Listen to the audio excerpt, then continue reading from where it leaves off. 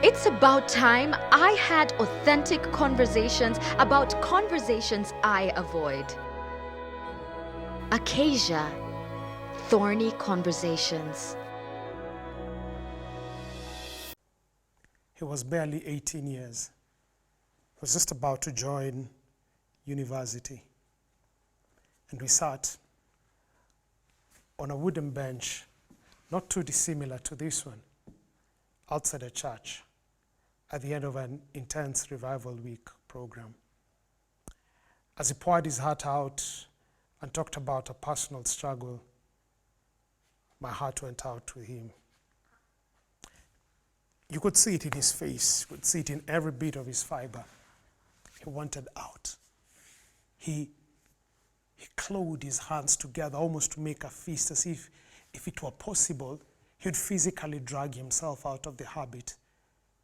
And just then I realized from his sheer emotional power that he was fighting with something that was big, something that was deep. He was struggling with pornography. I'll not name him, but I'm grateful he overcame. But I know there are many more who have not yet achieved the luck like him. And so today, I want us to go again and talk about this thorny issue, pornography. Hi, my name is Sir Jackson, and this is Acacia, where we have an authentic conversation about chapters and conversations I and you would rather avoid. Pornography is originally a word that used to mean writing about prostitutes. That's what pornography was. But right now it is used to describe and to depict any form of entertainment that is meant to arouse you sexually. Of course, just by that sheer new definition, you can be able to see how a lot of acceptable modern day entertainment really begins edging increasingly into what is pornography. And just like it is with many other drugs of choice, it has a full range, a full continuum. There is what is soft, almost ubiquitous, found everywhere, kind of pornography, material that entertains us and arouses us sexually, and all the way to some really deep, deep stuff. As a matter of fact, just to help you understand this, a couple of years ago was walking a journey with a gentleman who I was able to look at the history of how he was able to get into pornography. And believe you not,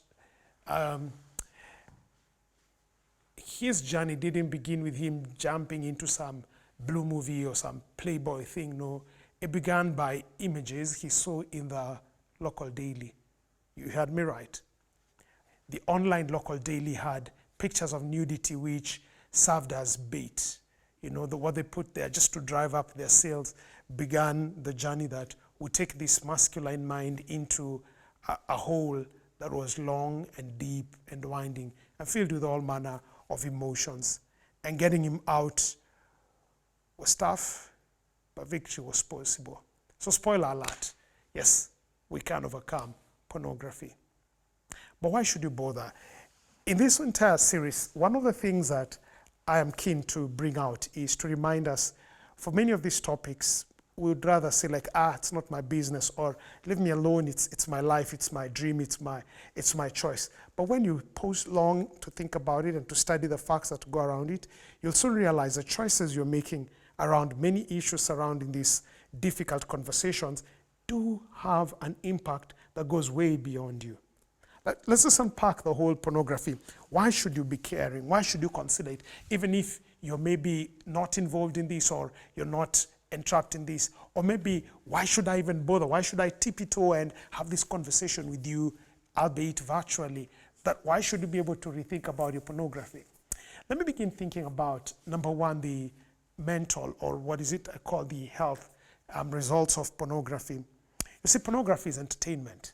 And just like any other entertainment, exactly like what is happening here, I am being recorded. There is a whole lot of things that you're not seeing that are happening that are making it possible for this message to be packaged in a way that the producer would like to have it delivered to you.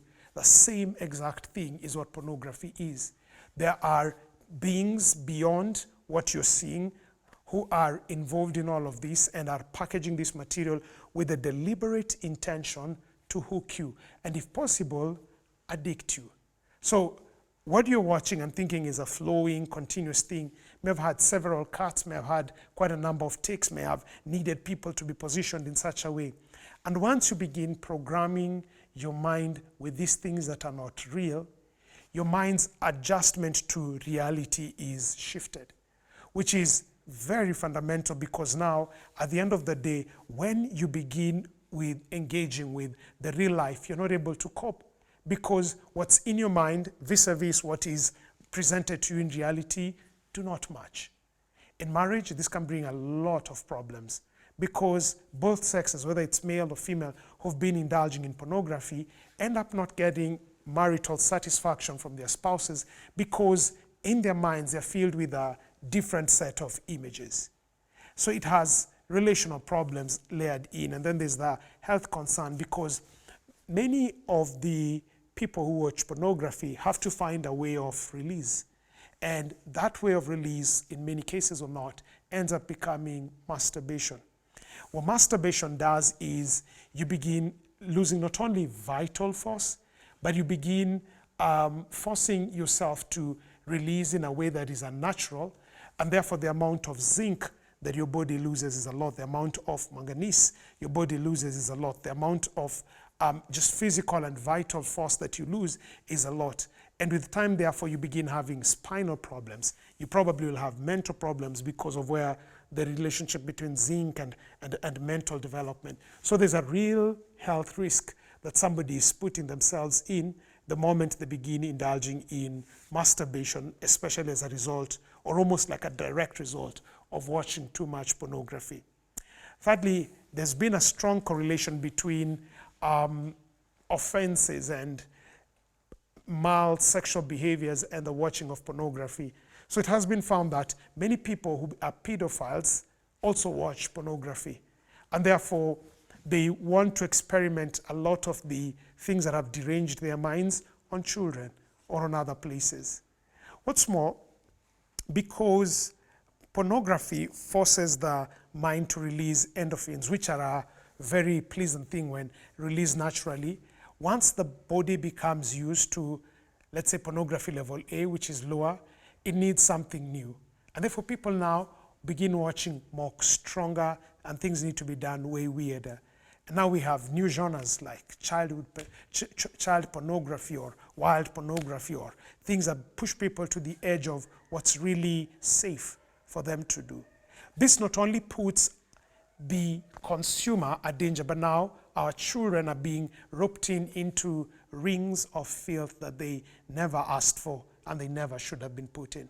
So why should you be concerned about pornography? One, it affects you physically. Two, it affects you relationally.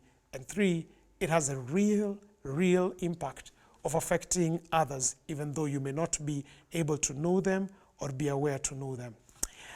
Touching also just a bit more on the social bit is a fact that most people who watch pornography were introduced by other people, and most times either their peers or people older than them, to pornography. So your inability to deal with this thing will be able to lead other people into the same spectrum. Now, there are people who argue that masturbation and watching pornography is not only personal choice, but could also possibly have some benefits. I choose to disagree because of the foregoing that I've been able to say. However, I do realize that people need to understand themselves a little deeper, and I think a good understanding of this is provided by what the Bible has to say about this topic.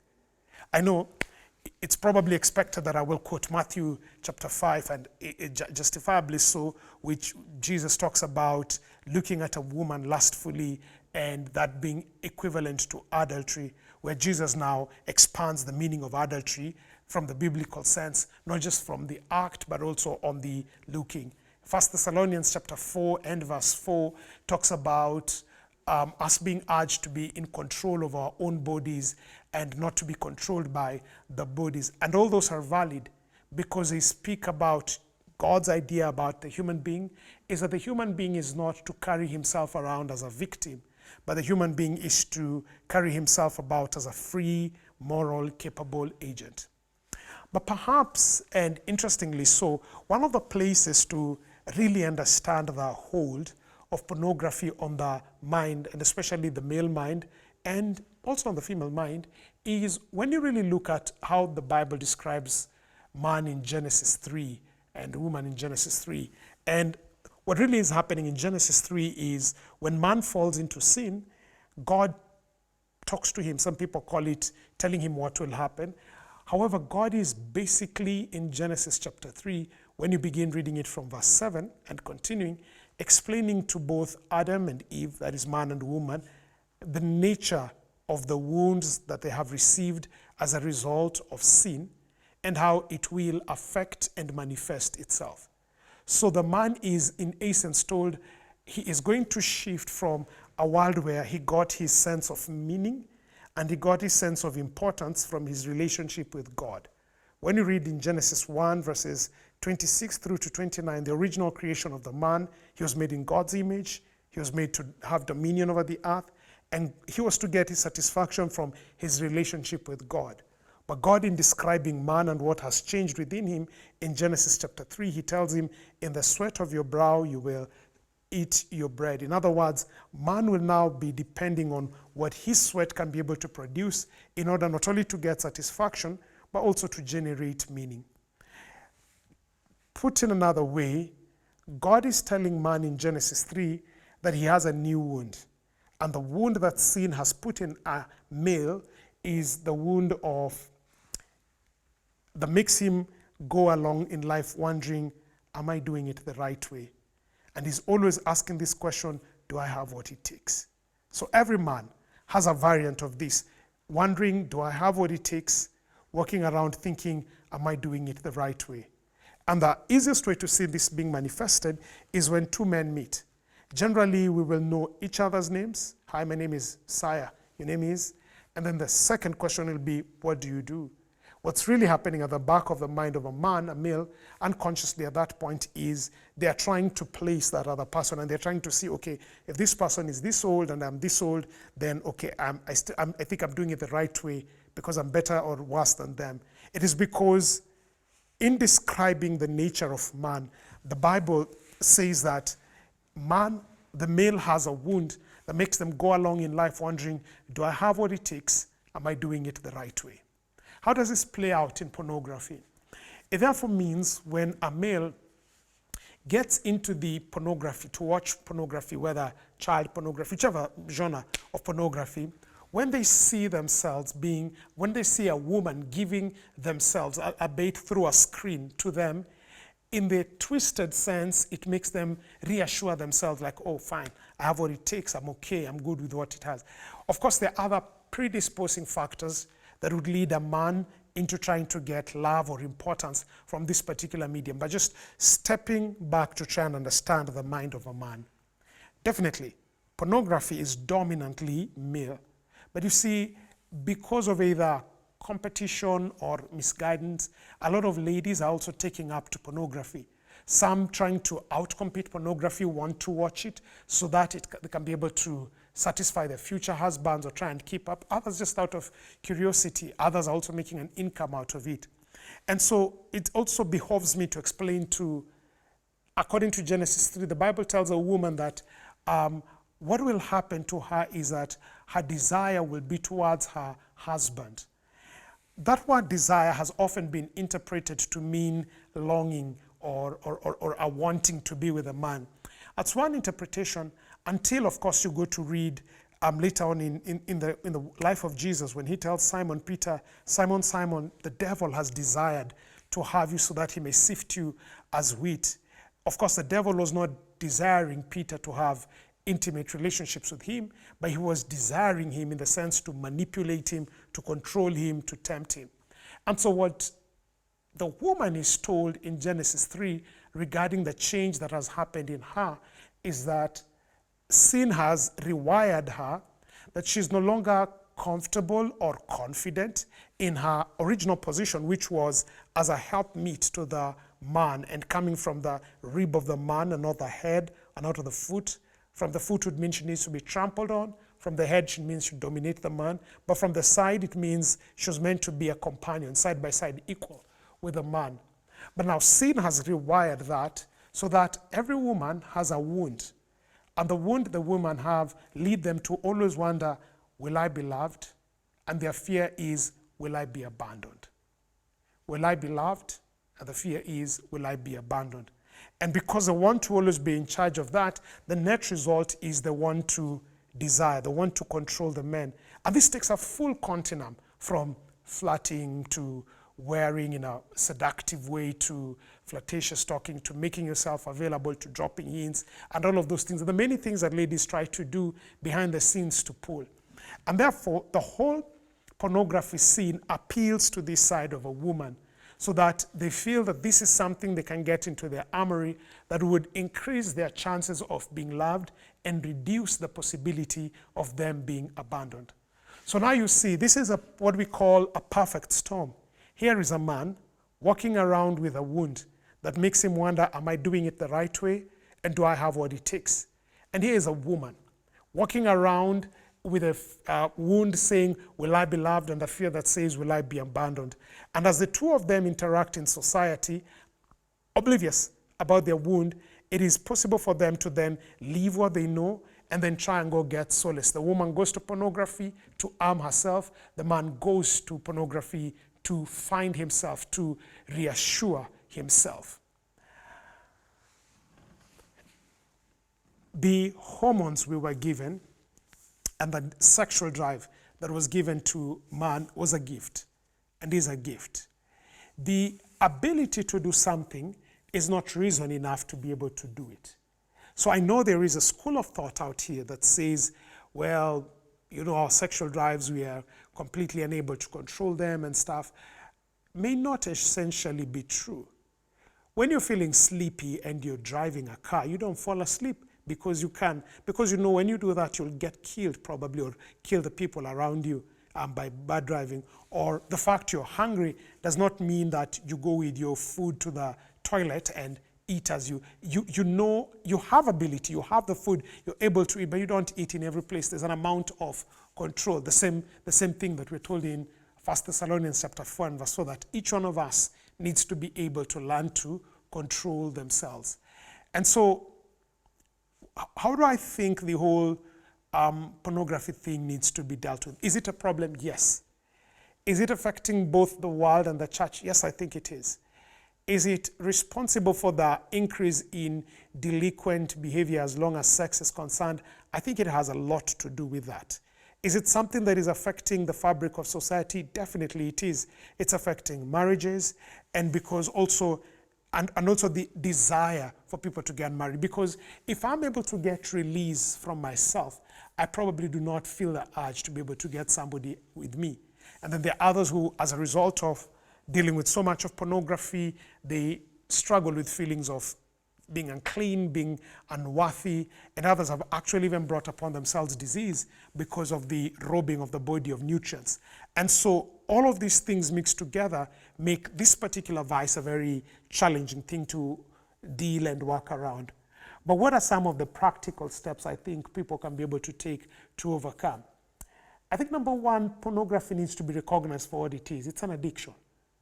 The application on the App Store that took the shortest time to be able to reach its first million users was Pornhub. It reached faster than Facebook did. It reached, when you think about the average time it took, it reached faster than the social media sites did. It did faster than any of the other helpful Googles and what have you. So which tells you that this particular vice is something that people really like doing. And so we need to recognize it that, hey, this is an addiction like any other. Number two is recognize your triggers. When I was explaining about the male wound and the female wound, the whole idea there is to just take some time and pause and think about what are my triggers. Because just like any other addiction, whether it's with tobacco or alcohol or hard drugs, there's a certain trigger that makes you think about a certain action, that then leads you to pornography, that probably makes you masturbate, and you need to keep going on and on. But then the idea is, if you can recognize the triggers, and the trigger could be if you're lonely, the trigger could be if you're not confident, the trigger could be if you're just by yourself, the trigger could be on days you hang out with certain people or certain smells. You need to just become a bit more self-aware and analyze and be aware about the triggers that are driving you. Why do you need to be aware about the triggers? Because it is once you know the triggers that you're able to know where to intercept to be able to stop. But all of this is assuming you want to overcome. If the reasons I have given are not sufficient or do not persuade you enough, I'm sure there are articles online that can be able to talk to you in depth and with more relevant scientific depth about the dangers and the wiles of pornography as a habit, both to you, to society, and to the people that are around you. I hope and pray that it will not require the degradation of your physical energies, or it will not require the breakdown of your marital relations to be able to make you appreciate the need to reverse on this. So accepting this as any other addiction, recognizing the triggers, is predicated on the fact that you accept the fact that you need help, that you actually want to overcome this is going to be very important. Something that I have seen with individuals whom I have worked with, the journey of overcoming pornography, and it is quite a number, is accountability is key. You need not a whole army of people, but you need at least a person or a group of people who they themselves have overcome or are not involved in pornography, who can have the right to ask you almost anytime and randomly how you're doing. And you need to be absolutely honest with them. Of course, such people need to also not be judgmental, they need to be understanding, they need to be empathetic, but they also need to be firm, such that if you're toying around an issue for far too long, they're able to call you out. But you do need a sort of accountability. Because what the accountability will do is you can work with them on an exit plan, you can work with them on an overcoming plan, and they can hold you to check about it. They can see why you're behind schedule or why you're ahead of schedule and be able to figure out what is you're doing well that's working for you and help you keep on working at it. Because a lot of pornography thrives in secrecy. Much of the things we do is in secrecy. And so when we get accountability, it kills the secrecy a bit of it. And the fact that somebody else knows, somebody else is praying for you, somebody else is holding you accountable, gives you that extra impetus to be able to overcome and to be able to change. I'm a big fan on painting a compelling picture. I know the moments of the instantaneous few moments of pornography may seem thrilling, may seem rewarding because of the way they have rewired your brain. But you do know that when the whole episode is gone down and stuff and you're not able to have meaningful relationships with those people you're seeing in the TV, and you're misusing the relationships that are around you, your value of women or your value of men is beginning to be warped, and the proclivities and the urges that are being built in you are changing, you begin realizing that this thing ain't it. So what you need to do is begin painting not a picture of what happened, not a picture of you overcoming pornography, but a picture of what is going to be made possible by when you've overcome pornography. So let's say you're able to say in this picture, I want to overcome pornography so that I can X. When there's something called habit gravity. When you want to take off in a new direction, the habit gravity, your past habits try to pull you back. But if you have a compelling picture, you're able to have escape velocity and be able to get to the point where you're able to break away from your habits. But if you don't have a compelling picture, the habit gravity will just keep pulling you back, sucking you back into your old ways. And if you do not have accountability, it makes the whole thing a lot more complicated and way more difficult to navigate it through. Certainly, you will need to get rid of the stuff that's working on you. So you may need to put accountability software on your computer or on all your devices, you may need to put something with blockers on your computer that blocks off these kind of sites. And then I even dare, because for the people we have worked with and I have worked with to overcome, there is existing right now accountability software that allows the mentee to install that, and all reports of usage go to the mentor. And that just knowledge that, hey, my mentor could be able to know these things, makes people be able to move. And it also helps keep a track record. So you need to invest in technologies like this that help you to be able to stay true, to be able to stay accurate. But a lifestyle change is going to be needed. Of course, there is research to support the idea that certain foods make us more susceptible to these sexual proclivities. So if your diet is richer in junk, if your diet is richer in animal products, your proclivity in this direction of sexual oriented challenges is higher. So you need to begin eating wholesome. You need to work out wholesome. Remember, sexual drive is energy, just like any other energy. And the rules of energy to a great degree also apply to it, that it is neither created nor destroyed, but can be changed from one form to another. So rather than arise it, the Songs of Solomon says, do not awaken love before its time. So rather than arise and awaken it through watching pornography and then have to discharge the energy through masturbation, why not, when tempted like that, go for a walk, go for a swim, dig if you can, do something, change that energy. And as you involve yourself in things that you sap that particular energy, you get yourself to the point where you are also able to overcome. By changing your mind, you're able to dwell less on these things and be able to have more and more on things like that are helpful to you. And one more final thing is you may need to avoid situations where you are by yourself.